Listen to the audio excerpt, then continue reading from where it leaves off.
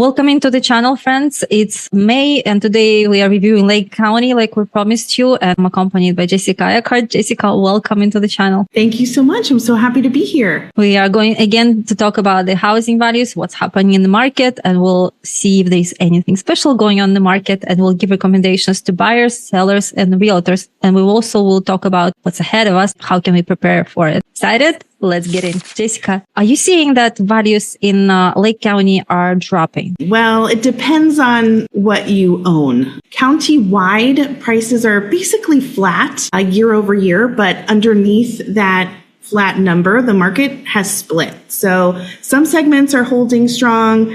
Others, especially possibly waterfront, big acreage, luxury, are showing a little bit of buyer pushback. So the bigger, better question might be, it's not, is it dropping? It is, which Lake County home are you in? Okay. And what are you seeing in terms of the market dynamics? Some of the headline numbers overall are the median sale price at $492,000, which is down only about 1.6% from 2025. And the median days on market are around 35 days, and that is only slightly higher than 2025's 33 days. So it's really right there. It's close to what we were last year. The close price to original list price ratio is 96.6%. So that's almost identical to last year's. We also have months of inventory at 3 to 5 months, basically the same as 25. So they're pretty calm from last year even. So if all these numbers look almost identical, then what has changed? What's changed is buyer behavior. Buyers are still buying, but they're not chasing the market anymore. So the market is rewarding correctly priced mainstream homes, and it's punishing overpriced homes, complicated properties, older inventory. So the best way I can describe Lake County market right now is that it's stable to mildly soft, with some price sensitivity increasing by segment and price point. Well, if you put it this way, to me, it sounds like a healthy market. So I don't think it's a crash. It's more like discipline is coming back. Yeah, Lake County already went through a major shift. The dramatic change wasn't really, last year to this year. It was really from,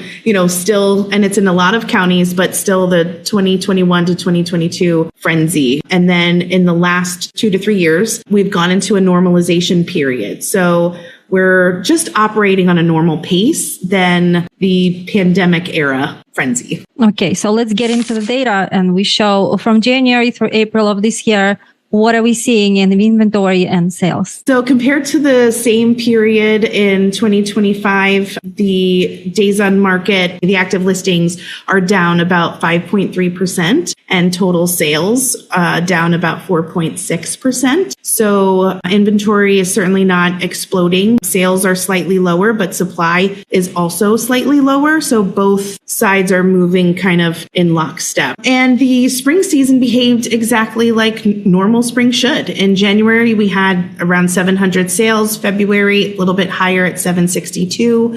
In March, we reached that 1,000 sales mark. And then in April, it was just a little bit less. So that is textbook seasonal improvement. And that really has shown historically in this market, like over the last 10 to 15 years. That's just kind of the way the market moves generally. Yeah, we're coming back to the normal behavior of housing market in the spring buying season. And what about days on market? Because I think every seller wants to know how this market compares to 2021. Yeah, so looking at the historical days on market, in 2021, it was 6 days on market, right? It was a frenzy. And then you can slowly see over time the market normalizing kind of back to what is considered normal before the COVID era. So in 2024, we've got 22 days, 33, 35. These are just back to normalization, really, a return to normal. A slow one, but a return to normal. And what about on the negotiation side? What do you see? In the negotiation side, sellers are closing about 3.4% below their original price. That's been roughly the same for 2 years now. So buyers are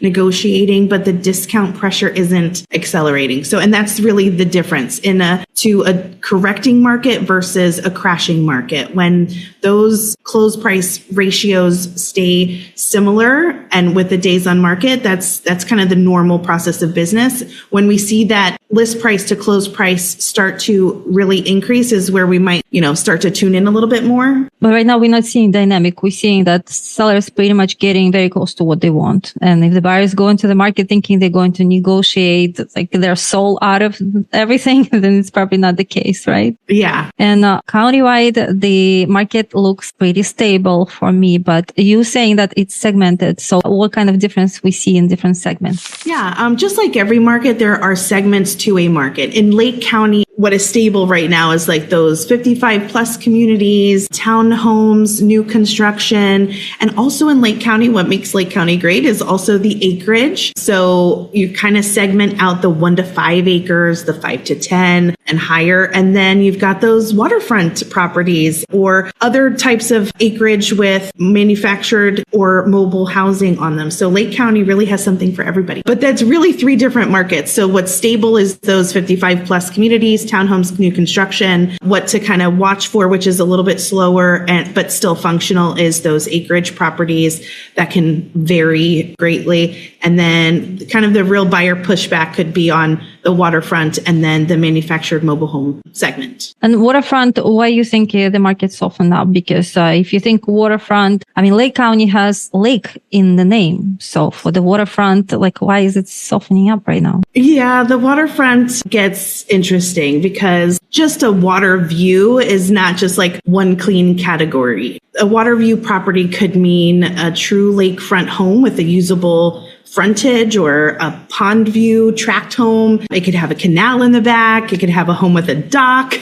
The water feature is present, but it's not necessarily driving the entire value. So we have to be careful kind of not to treat every water view property exactly the same. So could you tell us more about the story of the waterfronts? How are the values spread out?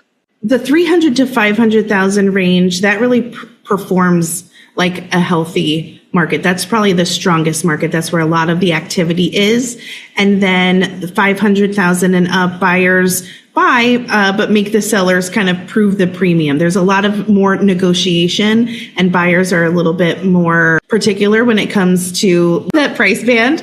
So they're a little more disciplined. And then under 300,000, that's probably the weakest side of the data, only because there are deeper discounts. There are longer days on market, because under 300,000 and having a water view could potentially mean some other issues. They might have to raise the home or they might have additional costs. So it just kind of makes it a more challenging transaction, if you will. When you're buying under 300,000 in today's market, it's probably first-time home buyer looking at, most importantly, at how affordable the property will be. And if it has a waterfront, it could be more of a burden than actually something proving usable for that first-time home buyer. And here we talk about the insurance premiums and all kinds of additional costs to maintain the property.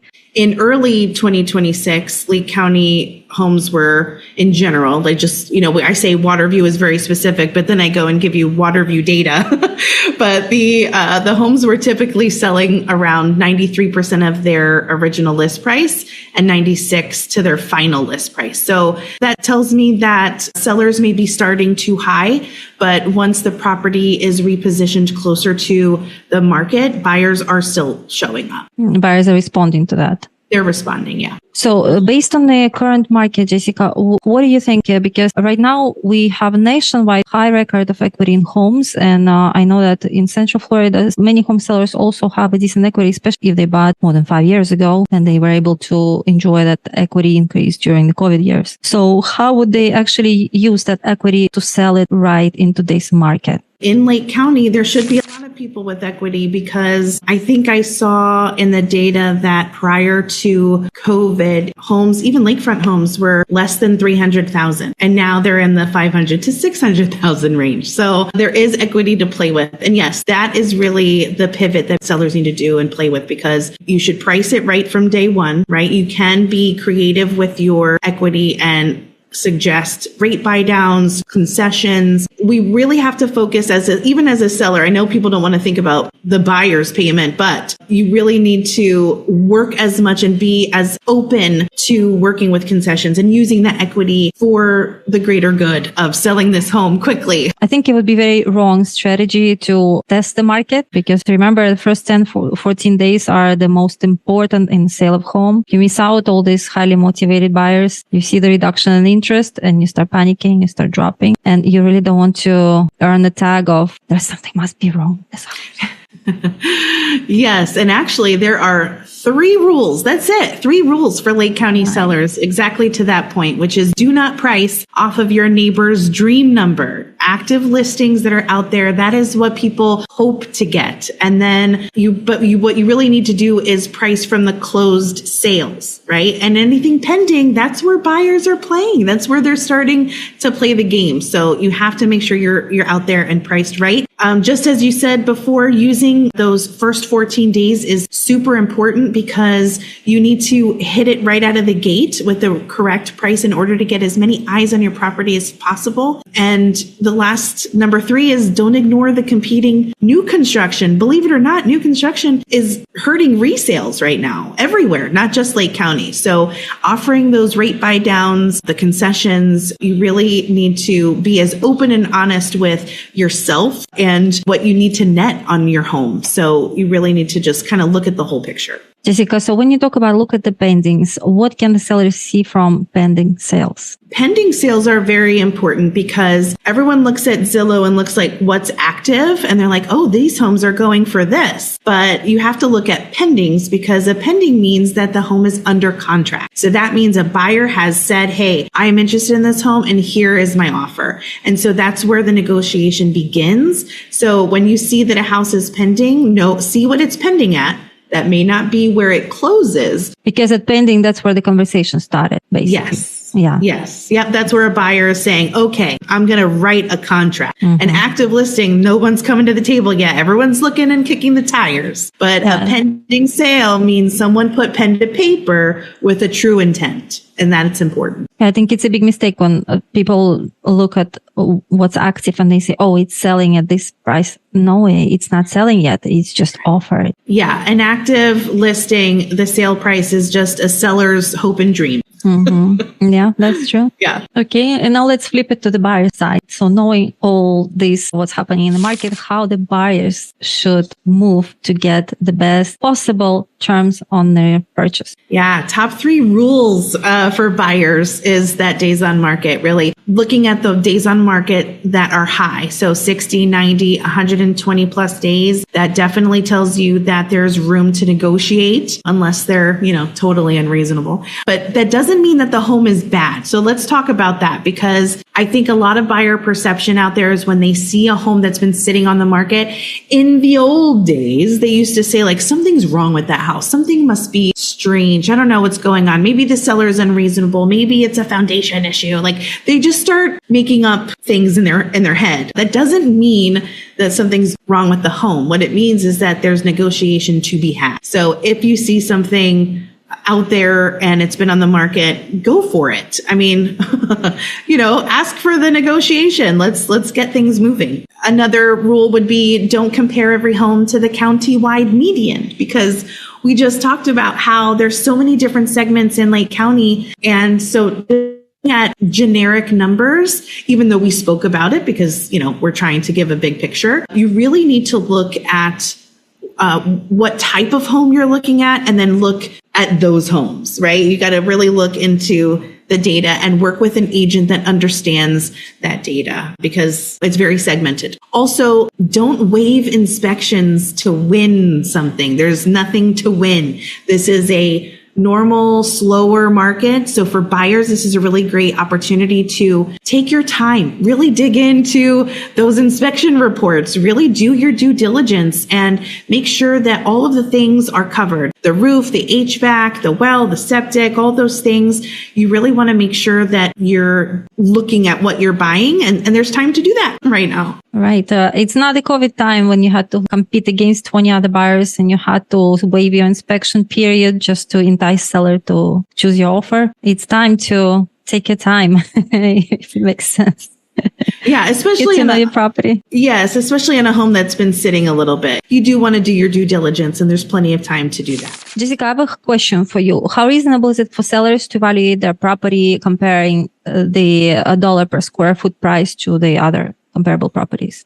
Oh, that is absolutely the 100% wrong way to look at valuing a house. No one should look at price per square foot and compare it to anything. And I'll tell you, I think from a consumer standpoint, I understand the thought process as to why consumers might look at one house versus another and say, oh, this one is $100 per square foot, and this one is, 105 square foot or 150. And that should somehow, let me break it down here. The value of a home is in different components. So you have the land that the home sits on, that has a value. And then you have the improvements to the land that sits on top, right? That's the house, the structure, that has a value. And then the home is in a certain condition. It has certain components. It might have a new roof. It might have a new kitchen. It might have might have a dated kitchen. There's so many components to the value of a home that using price per square foot, you can't compare two homes that way because there's so many other factors. No one should use that because you could have $100 a square foot home on a 5,000 square foot lot, or you can have $100 per square foot home on a 1 acre lot. Are those the same? No. So you can't compare price per square foot. It's just not how valuation works. Thank you. If you're buying your home from the financing side, I highly recommend not to skip appraisal, even if the loan does not require appraisal. It's called appraisal waiver. Sometimes the lender sees that you put large enough down payment and they say, oh, you don't need to do appraisal. No. You still need to do appraisal because in this current market, there is so much confusion among the buyers, sellers, headlines, and all kinds of people that just scream at you from different corners that you really want to make sure that what you're getting is on the market or maybe even better than the market. But you need to make sure you're not buying a lemon. Please don't waive your appraisals and don't skip it. It can go from $500 to $650 is what I'm seeing. It's going to save you good few thousands of dollars. At minimum. You can hire an independent appraiser anyway. It's okay. It's permitted. Yeah. Don't think that you cannot do it by yourself. And also one more thing about appraisal waivers. Even though initially you might get appraisal waiver and lender will tell you you don't need one. But if something changes about your loan or some other factors during the transaction, the appraisal requirement might still kick in. So don't relax thinking that it passed. You got appraisal waiver for now.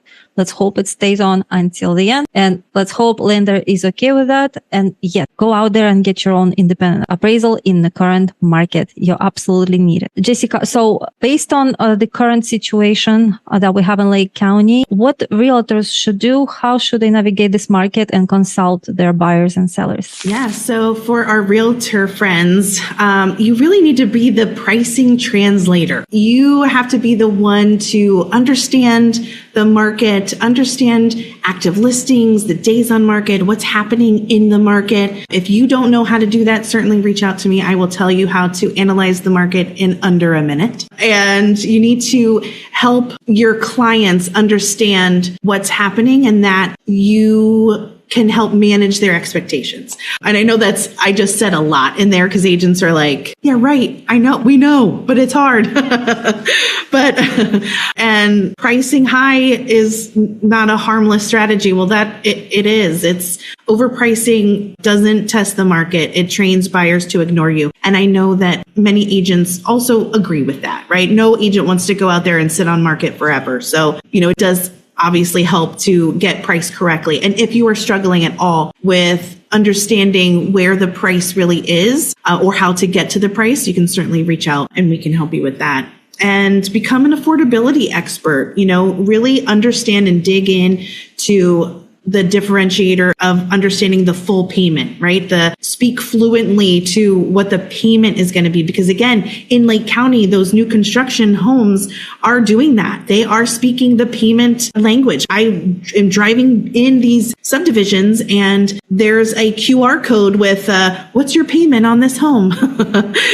So that's how they're marketing. So you also need to understand how to market that as well for the listings that you have. Buyers are budget conscious, which I think is good because If they care about fitting into their budget, it kind of prompts for a healthier financial situation in the future. I like to see that buyers are budget conscious. Jessica, so based on what we're seeing in the Lake County right now, what should we expect for the rest of the year 2026? So for the remainder of 2026, excitingly enough, it's going to be stable and mildly soft, which is not a bad thing. Everyone should take comfort in knowing that things are going to be stable. I'm not going to say they're going to be okay. That would come back and bite me, but things should be stable for the rest of 2026. The median price is in the high 400s, low 500s, days on market between 30 to 45 days, inventory at 3 to 5 months. It might soften further if listings climb above, if they keep going up and up and up as the spring and summer months come. If the rates stay high or rise, or the sellers refuse to reduce. It might firm up if the rates ease, if the rates go down a little bit, if buyers enter in the summer months, which they have historically. So buyers are getting out there and active in the market. That would be great. If sellers come out and price realistically. So